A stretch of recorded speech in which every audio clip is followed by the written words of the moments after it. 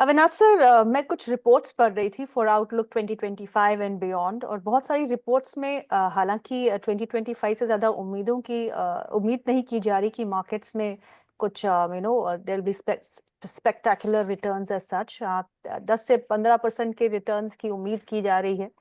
पर long term में Indian markets को काफी फेवरेबल माना जाता है और काफी अट्रैक्टिव माना जा रहा है। और कुछ रिपोर्ट्स जो है वो 40,000 50,000 के targets by the end of this decade, that means 2030 तक मार्केट्स के लिए दे रही हो। और अगर ऐसा है, एंड वी नो कि ऐसा ही होता है, लॉन्ग टर्म में बाजार ऊपर ही जाते हैं, तो बाजार से जुड़ी हुई कंपनियां या exchanges like BSE which is listed has been doing well, depositories like CDSL has been doing well, कोई भी ब्रोकिंग हाउस देखिए आप, they have been doing well.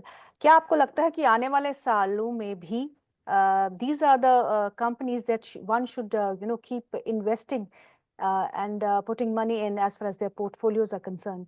क्या इनमें जितना हम एक रुझान देख चुके हैं, क्या हल्कापन आ सकता है, वहां खरीदना चाहिए, या फिर आपको लगता है लॉन्ग टर्म के लिए इन लेवल्स पे भी खरीदना सही रहेगा? नहीं, मेरे ख्याल से देखिए, जहाँ पे मोनोपोली सिचुएशन है जैसे कि सीडीएसएल और एनएसडीएल है, उसके बाद बॉम्बे स्टॉक एक्सचेंज है। मैं समझता हूँ कि देखिए ये सारे बिजनेसेस में सबसे बड़ा एडवांटेज है कि आइदर अकेला एक प्लेयर है या दो प्लेयर है। तो इंडिया में जिस प्रकार का आप इक्विटी कैपिटल मार्केट में ग्रोथ हो चुका है, अभी करीबन 15 करोड़ डीमैट अकाउंट्स है। तो अगले 5-10 साल में तो और भी डीमैट अकाउंट्स इंक्रीज होंगे, शेयर मार्केट यानी इक्विटी मार्केट में और इन्वेस्टर्स आएंगे, और जिस प्रकार का आपको रिसेप्शन मिल रहा है अभी के आईपीओस का, तो बहुत सारा पैसा निवेशक, रिटेल इंस्टीट्यूशनल अभी आईपीओस यानी फ्रेश कैपिटल इशू में लगा रहे। तो ये कोई डाउट नहीं है कि लॉन्गर टर्म में तो पैसा बनेगा। बट अगर वैल्यूएशंस की बात करें तो देखिए बीएससी अभी 5,000 के ऊपर गया है।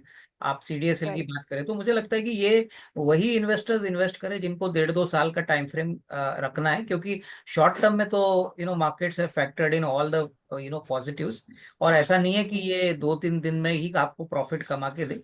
तो डेफिनेटली जो ब्रोकिंग कंपनी है जैसे एंजल वन है, आईएफएल है, मैं समझता हूँ कि डेफिनेटली इनको भी बेनिफिट मिलेगा, क्योंकि अल्टीमेटली जितने पार्टिसिपेंट्स आएंगे उनका बिजनेस इनको मिलेगा। तो आई थिंक लॉन्गर टर्म के लिए ये आपके पोर्टफोलियो में होना चाहिए। आई थिंक ब्रोकिंग, फिर वेल्थ मैनेजमेंट, उसके बाद एएमसी कंपनियां, उसके बाद डिपॉजिटरी, स्टॉक एक्सचेंजेस, ये काफी अच्छा स्पेस है। बट 1.5-2 साल का टाइम फ्रेम रखिए तो ही I think the risk reward will be favourable.